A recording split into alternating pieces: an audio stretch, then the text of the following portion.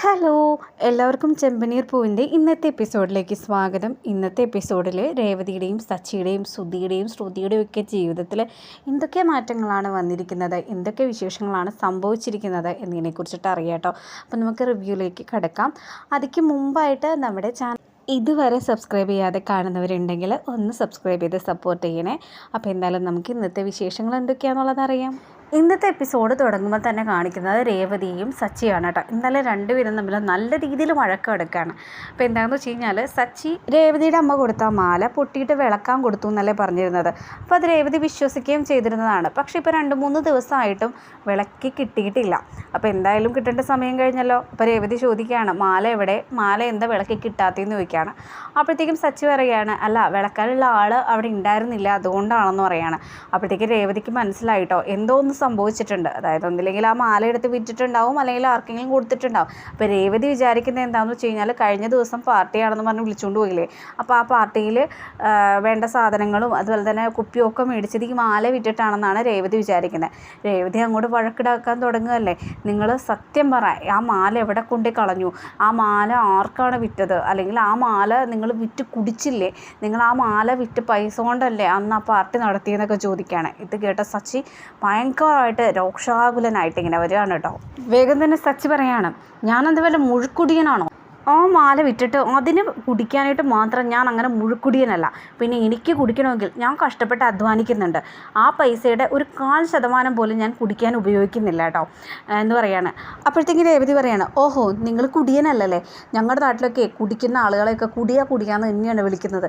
നിങ്ങളും എല്ലാ ദിവസവും മൂക്കറ്റം കുടിച്ച് രാത്രി കയറി വരുന്ന നിങ്ങളെ പിന്നെ മുഴുക്കുടിയൻ എന്നല്ലാണ്ട് എന്താ വിളിക്കേണ്ടതെന്ന് ചോദിക്കുകയാണ്. അപ്പോഴത്തേക്കും സച്ചിങ് പറയുകയാണ്, അതേ ഞാൻ മുഴുക്കുടിയനായിട്ട് വഴിയിലൊന്നും കിടക്കുന്നില്ല, ഞാൻ അധ്വാനിച്ചുണ്ടാക്കുന്ന പൈസ നിൻ്റെ കയ്യിൽ കൃത്യമായിട്ട് കൊണ്ടുതരാറുണ്ടല്ലോ, പിന്നെ ഞാൻ വണ്ടിക്ക് CC അടക്കാറുണ്ട്, അപ്പം നീ എന്നെ മുഴുക്കുടിയനായിട്ട് ചിത്രീകരിക്കുകയൊന്നും വേണ്ട, ഞാനൊരു മുഴുക്കുടിയനൊന്നും അല്ല എന്ന് പറയാണ്. അപ്പോഴത്തേക്ക് രേവതി പറയാണ്, നിങ്ങളുടെ കുടിയുടെ കണക്കൊന്നും എന്നോട് പറയാൻ നിൽക്കട്ടോ, എനിക്ക് ആ മാല കിട്ടിയേ പറ്റുള്ളൂ. ഇന്ന് കുടിച്ചാലും എന്ന് കുടിച്ചാലും കുറച്ച് കുടിച്ചാലും കൂടുതൽ കുടിച്ചാലും എല്ലാം കുടിയന്മാർ തന്നെയാണ്. എനിക്ക് എൻ്റെ മാല കിട്ടിയേ പറ്റുള്ളൂ എന്ന് പറയട്ടെ രേവതി. നിങ്ങൾക്ക് ഇങ്ങനെ കുടിച്ച് നശിപ്പിക്കാനായിട്ടല്ല എൻ്റെ അമ്മ കഷ്ടപ്പെട്ട് ആ മാല ഉണ്ടാക്കി തന്നേന്ന് രേവതി പറയാണ്.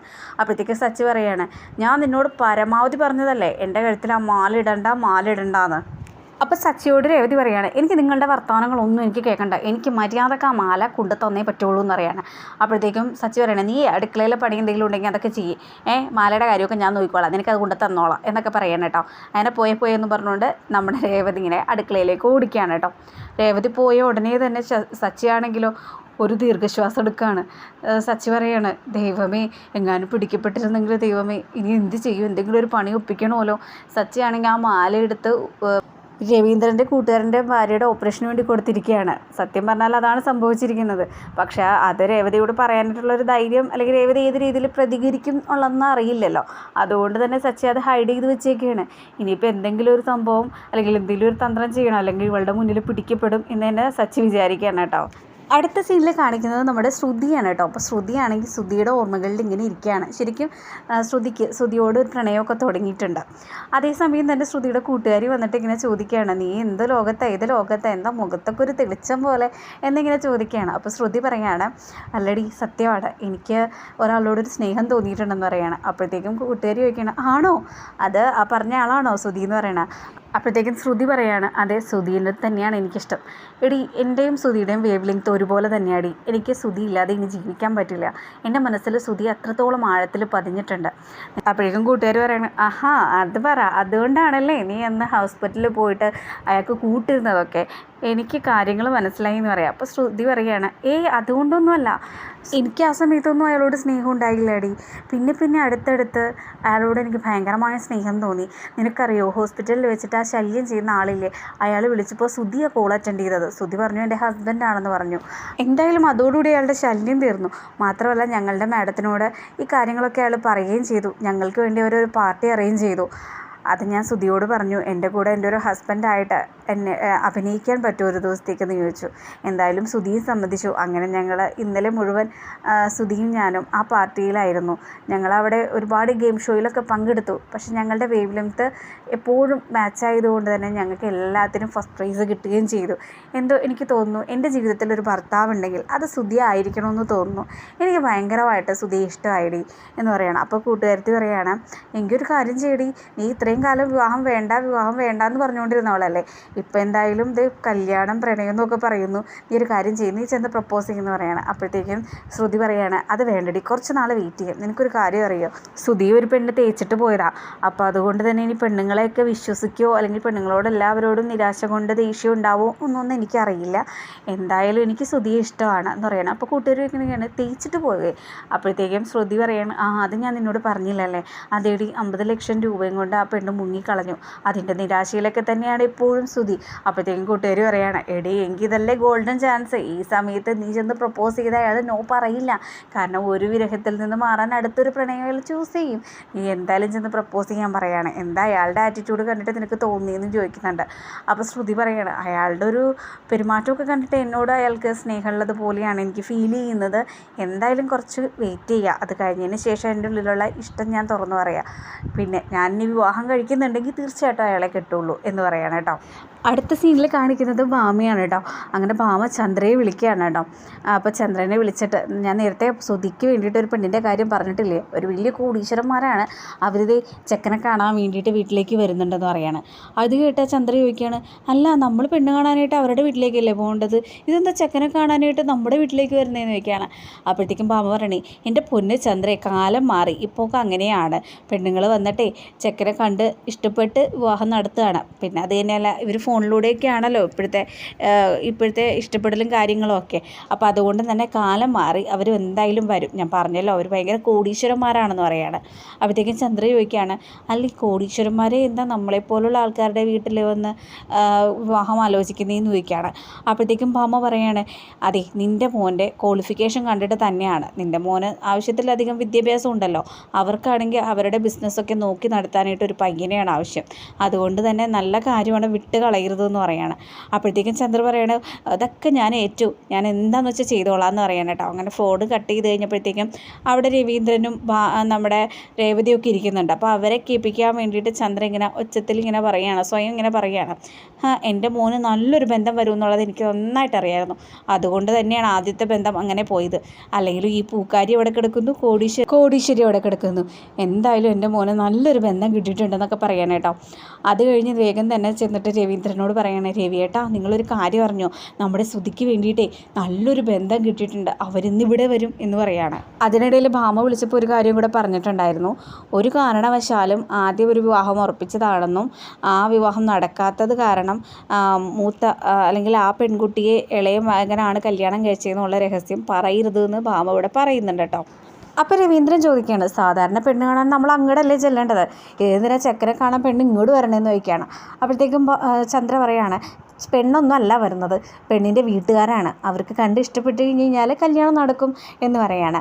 അപ്പോഴത്തേക്കും പറയാണ്, എൻ്റെ മോനെ കണ്ടു കഴിഞ്ഞാൽ ആർക്കും ഇഷ്ടപ്പെടാത്തത്, എൻ്റെ മോൻ്റെ ഫോട്ടോ കണ്ടപ്പോൾ തന്നെ അവർക്ക് ഇഷ്ടമായി, മാത്രമല്ല അവർക്ക് അവൻ്റെ വിദ്യാഭ്യാസവും ഭയങ്കര ഇഷ്ടമായി എന്ന് പറയാണ്. വെറുതെ അല്ല എൻ്റെ മോൻ്റെ ആദ്യത്തെ കല്യാണം മുടങ്ങിയത്, ആദ്യത്തെ കല്യാണം കഴിച്ചിരുന്നെങ്കിൽ ഒരു പൂക്കാരിനല്ലേ അവന് കല്യാണം കഴിക്കാൻ പറ്റുള്ളൂ, ഇപ്പോൾ ആണെങ്കിൽ ഒരു കോടീശ്വരീനെ അവന് കല്യാണം കഴിക്കാമെന്ന് പറയാണ്. അപ്പോഴത്തേക്ക് രവീന്ദ്രൻ പറയണേ, എൻ്റെ പൊന്ന് ചന്ദ്രയെ നീ എന്തൊക്കെയാണ് പറയുന്നത്, പൈസയുടെ തട്ടിൽ ആരെ അളക്കരുത്, നമുക്ക് എല്ലാവർക്കും വേണ്ട ഒരു കാര്യമുണ്ട്, അഭിമാനം, അത് എന്തായാലും രേവതിക്ക് നന്നായിട്ടുണ്ടെന്ന് പറയാണ്. ചിലപ്പോൾ ഈ പൈസക്കാരിക്ക് അത് ഉണ്ടാവണമെന്നില്ല എന്ന് പറയാണ്. അപ്പോഴത്തേക്കും ചന്ദ്ര പറയണേ, അതൊക്കെ വെറുതെ തോന്നുന്നതാണ്, എൻ്റെ മോനെ അവരുടെയൊക്കെ ബിസിനസ്സിൻ്റെ തലപ്പത്തിരിക്കേണ്ട ആളാണെന്ന് പറയാണ് കേട്ടോ. അപ്പോഴത്തേക്കും രവീന്ദ്രൻ ചോദിക്കുകയാണ്, അതിന് നിൻ്റെ മോന് ജോലിയൊന്നും ഇല്ലല്ലോ പെണ്ണിനെ കെട്ടാനായിട്ട് എന്ന് പറയുകയാണ്. അപ്പോഴത്തേക്കും ചന്ദ്ര പറയുകയാണ്, എന്തിനാ ഇനി എൻ്റെ മോന് ജോലി, എൻ്റെ മോന് അവരുടെ ബിസിനസ്സൊക്കെ നോക്കി നടത്തി അതിൻ്റെ തലപ്പത്തല്ലേ ഇരിക്കാൻ പോകുന്നത്, അതുകൊണ്ട് ഇനി അവൻ്റെ ജോലിയുടെ ആവശ്യമൊന്നുമില്ല, എന്തായാലും അവരിപ്പോൾ വരും എന്നിങ്ങനെ പറയുകയാണ് കേട്ടോ. അതേസമയം തന്നെ രേവതിയോട് നോക്കിയിട്ട് ചന്ദ്ര പറയണേ, അതെ അടുക്കള പണിയൊക്കെ നിർത്തിക്കോ, ഇനി ഈ വീടും പരിസരമൊക്കെ നല്ല ഭംഗിക്ക് ക്ലീനാക്കി ഇടണം, തറ നല്ല ചില്ല് പോലെ തിളങ്ങണം എന്ന് പറയുകയാണ് കേട്ടോ. അപ്പോൾ രേവതി ഇങ്ങനെ മനസ്സിൽ വിചാരിക്കുകയാണ്, വേറെ പണിയൊന്നുമില്ല, ഈ ചില്ല് പോലെ തിളങ്ങിയിട്ട് ആരാണാവോ മുഖം നോക്കാൻ പോണേ തറയിലെന്ന് ഇങ്ങനെ പറയാണ് കേട്ടോ. അപ്പോഴത്തേക്കും നമ്മുടെ ചന്ദ്ര വന്നിട്ട് പറയുകയാണ്, എന്താ നീ പറഞ്ഞതെന്ന് ചോദിക്കുകയാണ്. അപ്പോൾ രേവതി പറയുകയാണ്, ഒന്നുമില്ല, ഞാനൊന്നും പറഞ്ഞില്ല എന്ന് പറയണം. അപ്പോഴത്തേക്ക് രവീന്ദ്രൻ പറയണം, അല്ല രേവതി പറഞ്ഞത് നേരല്ലേ, എന്തിനിങ്ങനെ തറയൊക്കെ ചില്ല് പോലെ തുടച്ചിടുന്നത്, അതിൻ്റെ ആവശ്യം എന്തിരിക്കുന്നു എന്ന് ചോദിക്കുകയാണ്. അപ്പോഴത്തേക്കും ചന്ദ്ര പറയണം, നിങ്ങൾക്കത് പറഞ്ഞ് മനസ്സിലാവാത്തതാണ്, അവരൊക്കെ വലിയ കോടീശ്വരന്മാരാണ്, എൻ്റെ മോനാണ് ഇനി അവരെയൊക്കെ ഭരിക്കാൻ പോകുന്നത്, എൻ്റെ മോൻ്റെ ഒരു ഭാഗ്യമാണ്, നിങ്ങളുടെ മോന് കിട്ടിയിരിക്കുന്ന ഒരു പൂക്കാരിനെയല്ലേ എന്നൊക്കെ പറഞ്ഞുകൊണ്ട് ചന്ദ്ര അവിടെ കിടന്ന് കുറേ ഡയലോഗും പ്രസംഗിച്ചുകൊണ്ട് നേരെ ശ്രുതിയുടെ റൂമിലേക്ക് ഓടിച്ചെല്ലുകയാണ് കേട്ടോ. എന്നിട്ട് ശ്രുതിനോട് പറയാണ്, എൻ്റെ മോനെ നീ നല്ലൊരു വസ്ത്രം എടുത്തിരുന്നോ കേട്ടോ, നല്ല ഭംഗിയുള്ള ഡ്രസ്സ് വേണം നീ എടുത്തിടാനായിട്ട്, നിന്നെ കാണാൻ ഒരു കൂട്ടരും ഇങ്ങോട്ട് വരുന്നുണ്ടെന്ന് പറയാണ് കേട്ടോ. ശ്രുതിയോട് പറയാണ്, എടാ നല്ലൊരു കോടീശ്വരിയുടെ ആലോചന നിനക്ക് വന്നിട്ടുണ്ട്, നമ്മുടെ ഭാമയാണ് കൊണ്ടു തന്നത്, ഭാമയോട് എത്ര നന്ദി പറഞ്ഞാലും മതിയാവില്ല, എൻ്റെ മോൻ്റെ ക്വാളിഫിക്കേഷനൊക്കെ കണ്ടിട്ട് അവർക്ക് ഇഷ്ടപ്പെട്ടാണ് അവർ വരുന്നത്.